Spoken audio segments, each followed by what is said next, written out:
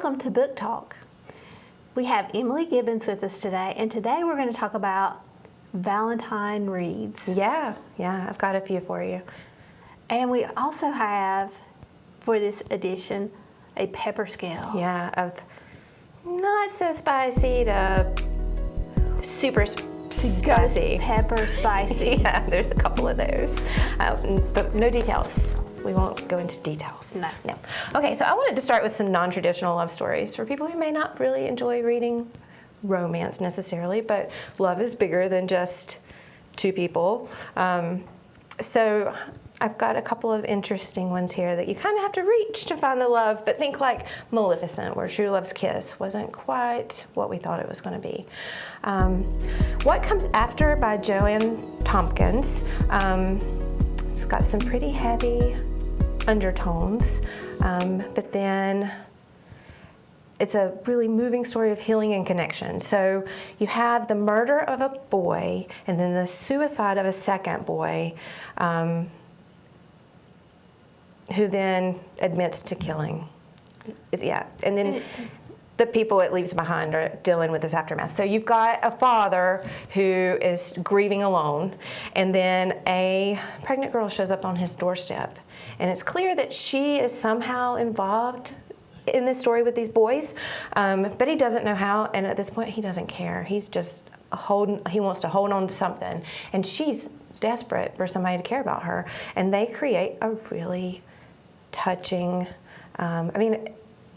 they just create a really touching relationship. I've really enjoyed it. So not romance. Not romance. I've got some of those, but not romance, but definitely a love story in its own way. Because love is not just, between partners. It can be, parents and children. Sure. It can be friends. There's a lot of different types of love out there. Yeah, sure. And I love stories where two people that you think have nothing in common find this nice, safe place in a relationship of, unromantic love. I think that's really nice. The second one is The Last Thing He Told Me. This is about Hannah, and her husband of 1 year has disappeared. This book is by Laura Dave. Okay. I really like her. She's one of my favorites. Her husband disappears, and he leaves a note that says, "Protect her," and she knows that means to take care of the stepdaughter. The stepdaughter's 16, and boy, is she 16. I'm a little familiar with 16-year-olds. So they have a very difficult relationship, but Hannah and the daughter have to go on this journey to find out what's happened to this man that they both love, and uncover his secrets, and they learn who they are, cement their relationship with each other.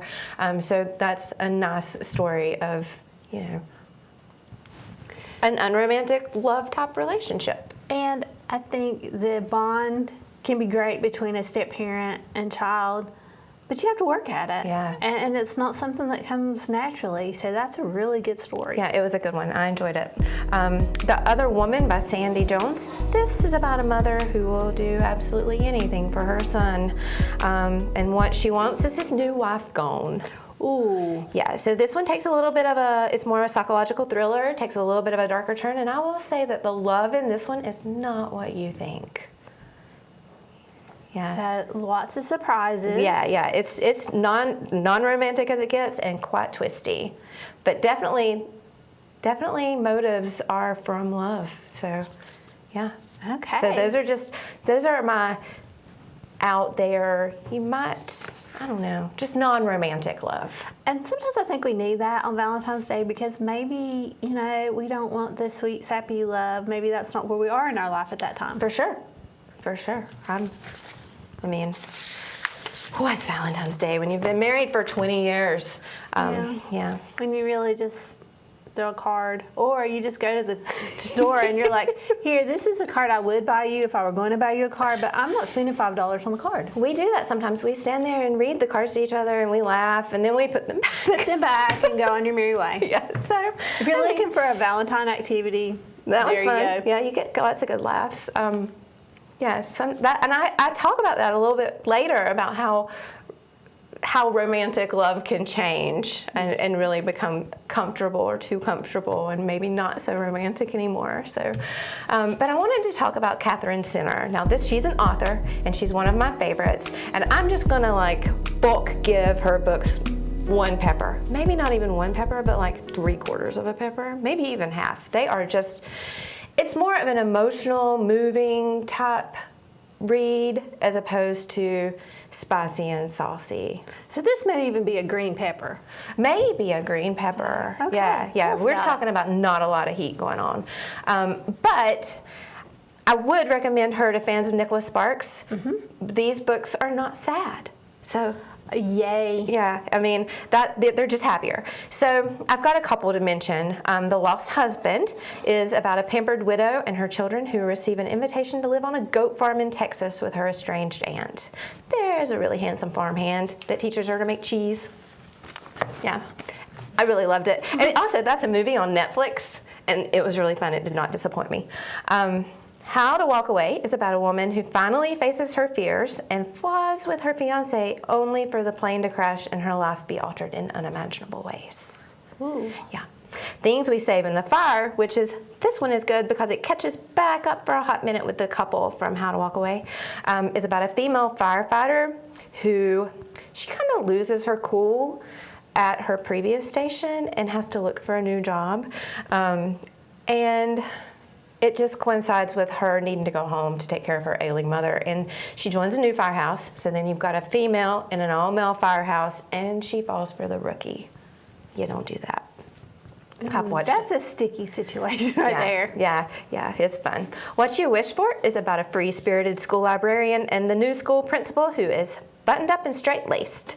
Problem is, she knew him before, and he wasn't always this way. So, there's a good story there. What changed him? What made him lose his fun? And while I say these aren't super sexy or saucy, they are about finding strength when you don't think you have any more to give. They're about being vulnerable, and yet they're uplifting and hopeful.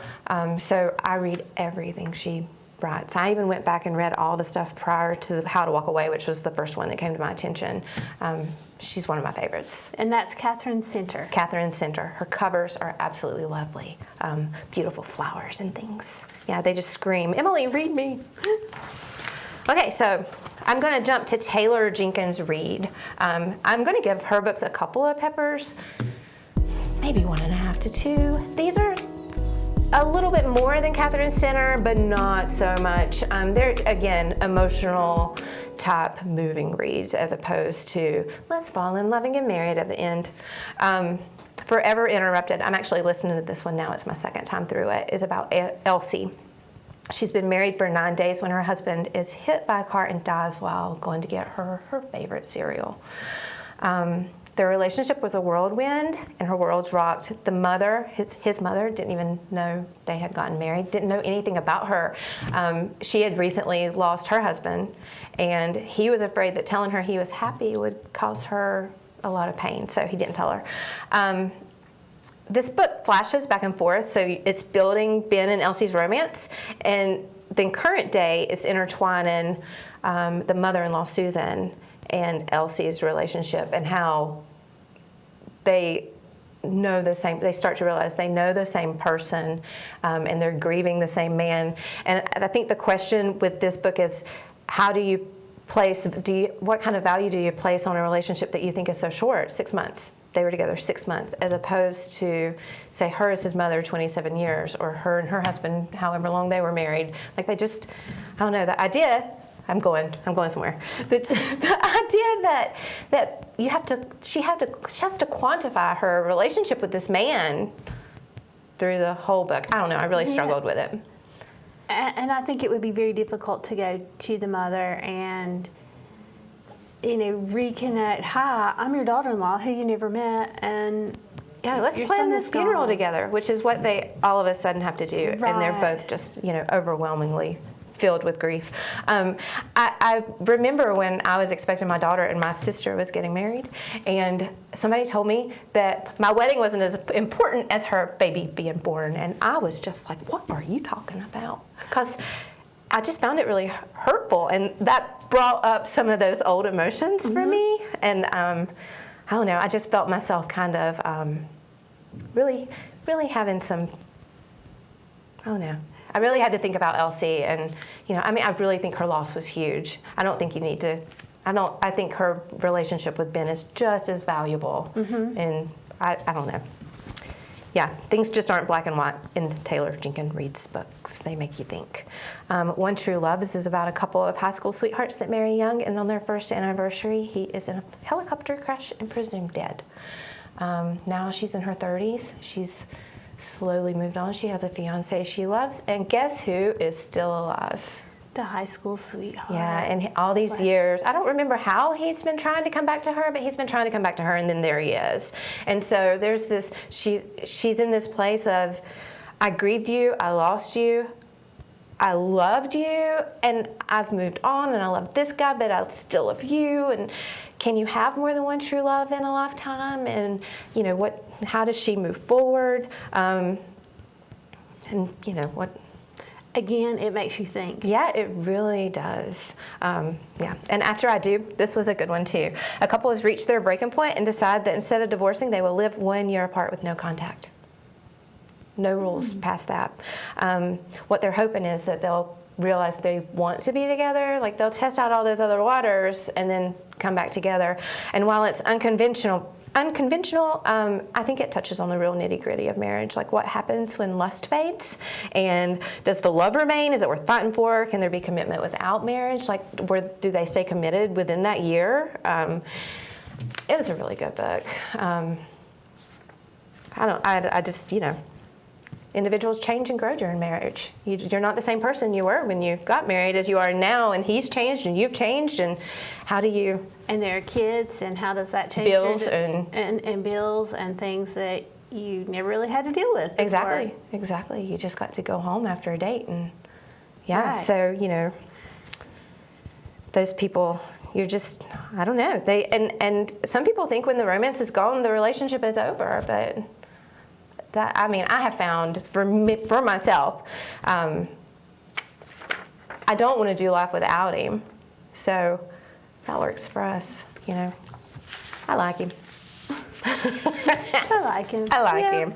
And you don't have to understand we don't have to understand each other's relationships. How they work for us is how they work for us, and it might not work for you, and that's okay.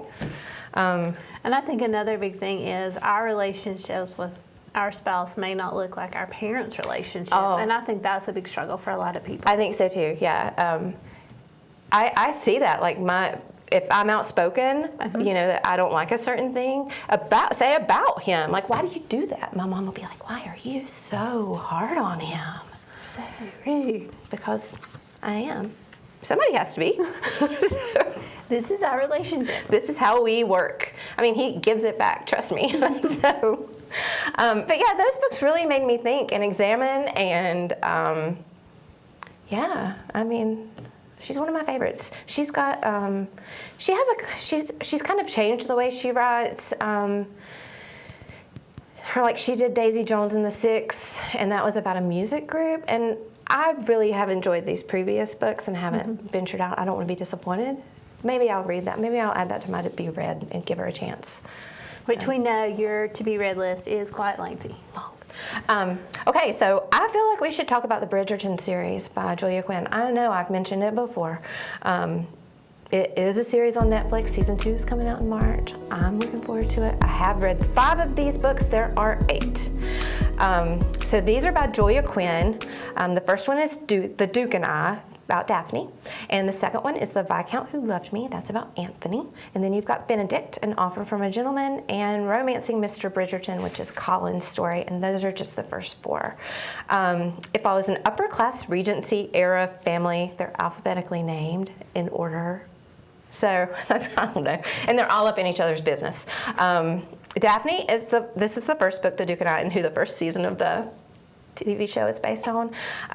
She makes a deal with her brother's best friend, he's a duke, Simon, to pretend to be totally into each other, as it makes her more desirable to be married, and then it takes the pressure off of him to get married and produce an heir. But then her integrity is questioned when she is caught in a predicament, and she has to marry this rogue or go down in scandal. And our spicy level here? Well, the books, I think you might be disappointed. They're just a few peppers, 2 or 3.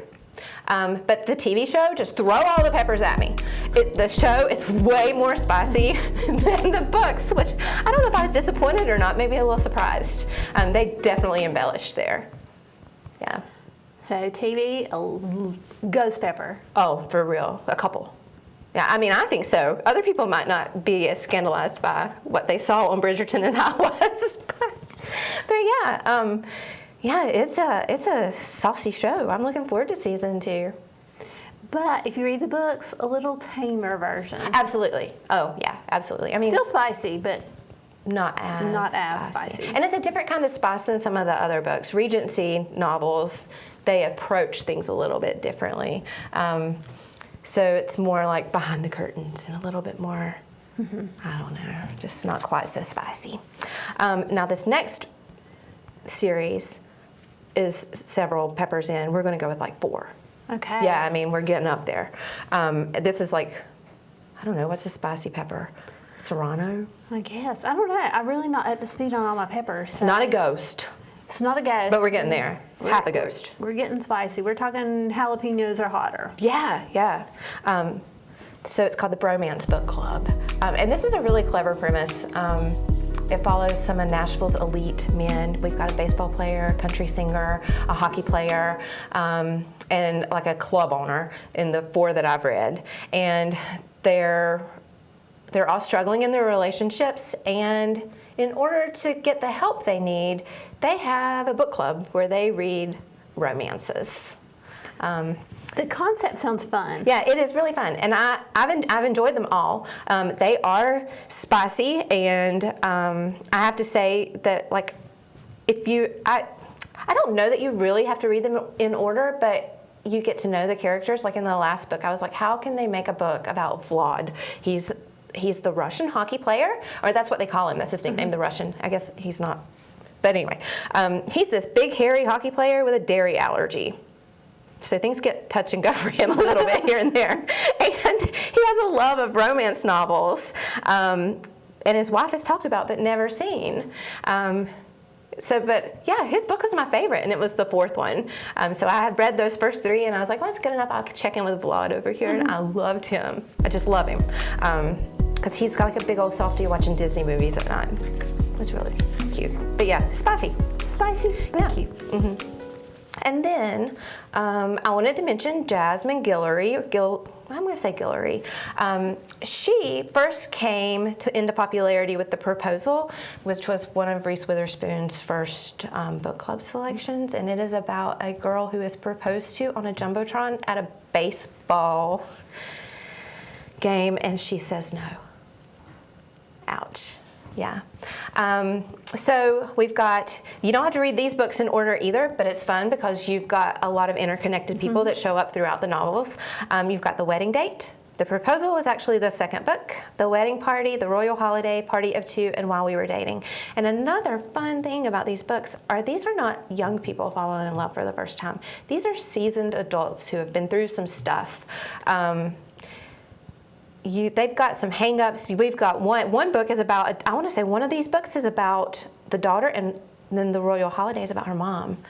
So we've got a range in age and different, how love is different as you age and what they were looking for. Royal Holiday is super fun. She kind of gets in there with some social issues that these people face, and not just social issues, but current events, I guess. I found them to be, I don't want to say fun because I say fun way too much, but I am quite fond of these books. I think I would revisit, especially if I'd read one, I'd probably listen to it to get a different experience. Very entertaining. Oh, yes, and she talks about food a lot in these books, food and desserts. I'm sorry, forgive me, and she'll send you a cake kind of thing. So, that works for me. That works a lot for me. That sounds fun. Just so entertaining, and something that as Southerners, we do food. Oh yeah, we do food. We do food. There's lots. In the Proposal, I want to say the man, his family's he's got one of these big Hispanic families, and they're constantly eating all this lovely food that I swear, as I'm reading the book, I can smell it. yeah, I enjoy being immersed in their atmosphere. So it sounds like great descriptions. Yes, yeah, she's good. One of my favorites. She's also, a couple of these actually, if you follow these authors on Instagram, you can really connect with them. You know what's coming out soon, but I have commented before and they comment back. It's really nice how approachable they are and what a small world social media has created. Because, I've always thought, oh, they're out of touch, and yet they're not so out of touch. She's responded a couple of times. I really like her. Talia Hibbert, Hibbert, Talia Hibbert. The Brown sisters. You've got Chloe, Danny, and Eve. Get a life, Chloe Brown. Take a hint, Danny Brown, and act your age, Eve Brown. This is seriously, throw all the peppers. This is hot, spicy. Yeah. Likeable characters. Chloe is chronically ill and she makes a list to get a life. She needs to get out and enjoy life instead of staying home and just not feeling well enough to do things. So she has good days and bad days, and on the good days she wants to take advantage of it. So she enlists her neighbor Red, who's artsy and handsome, to help her get a life and teach her how to do some things that she doesn't know how to do, like camping and ride a motorcycle and other scandalous things. Yeah. Okay, we will leave it at that. Yeah. And then when a video goes viral of a former famous rugby player rescuing Danny during a fire drill, they decide to fake a relationship. Never works out. It's never fake. So that's Take a Hint, Danny Brown. And then act your age, Eve Brown. Well, Eve's a little flighty, and she needs to settle down, so her wealthy parents cut her off. She goes to apply for a job at a bed and breakfast as a cook, and he doesn't like her. So he's like, no, see you later. And then as she's leaving, she runs over him. She backs into him, yes. And then she's like, I'm so sorry, let me make it up to you. And he's like, well, somebody's going to have to run this in.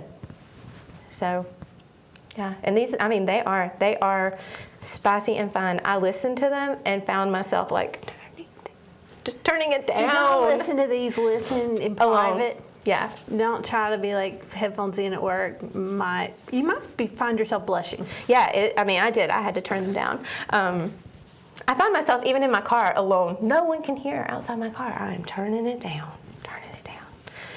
I don't want anyone to know. So warning, if you don't like spicy. Yeah, this one is not for you. This is not for you. You know what I do find that happens though over time is you kind of desensitize to these things, and it has to really be something for me to go whoa, because I started out like a lot of people. I read the Debbie McCombers. They're sweet and kind and good, and not a lot going on in them. Then you read Nora Roberts. That's like graduating to the next step, and they're a little bit spicier and saucier, but not so much. And then you've got the next steps of like a lot.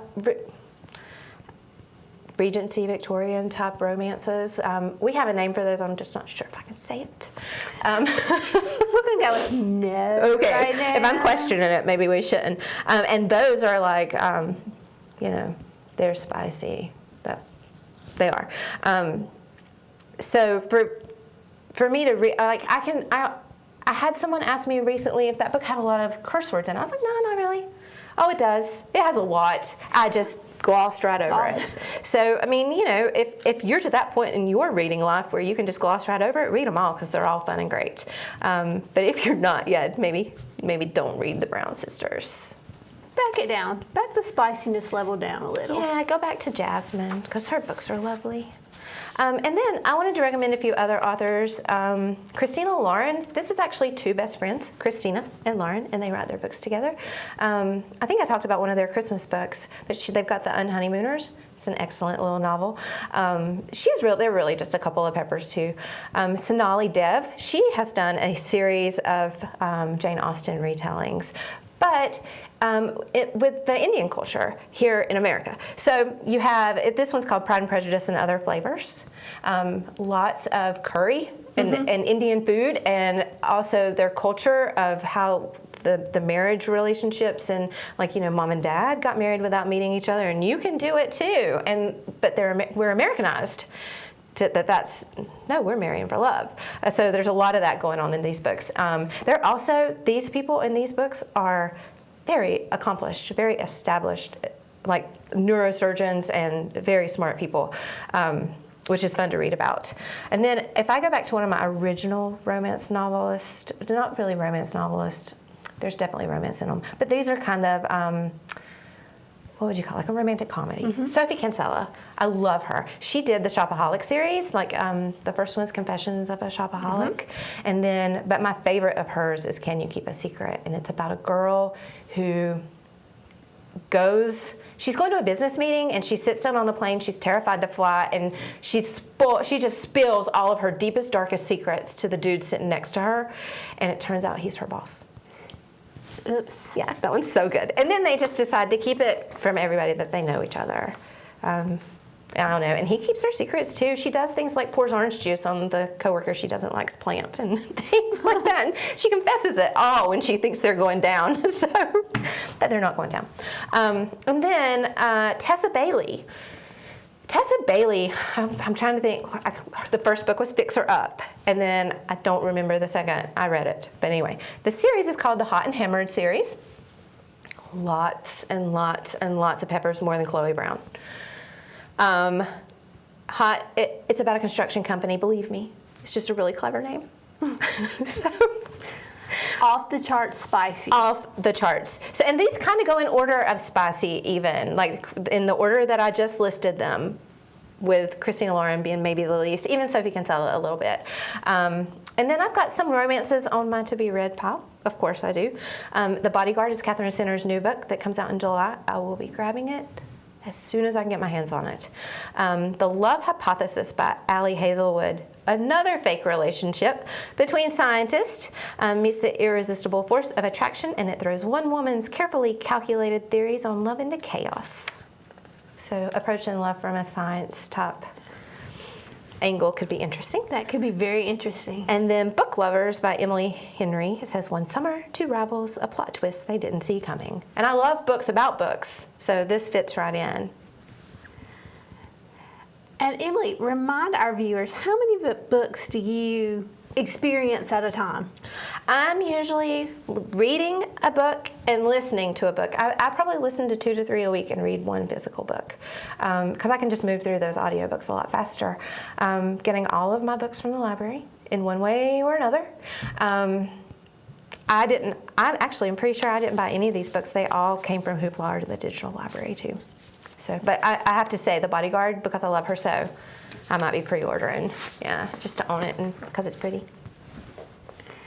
Emily, thank you for being here. I'm happy to be here. Thank you for sharing your love of books with us Sure. and telling us what to read and giving us a spicy scale. Oh, yeah. I love that. Yeah, spicy.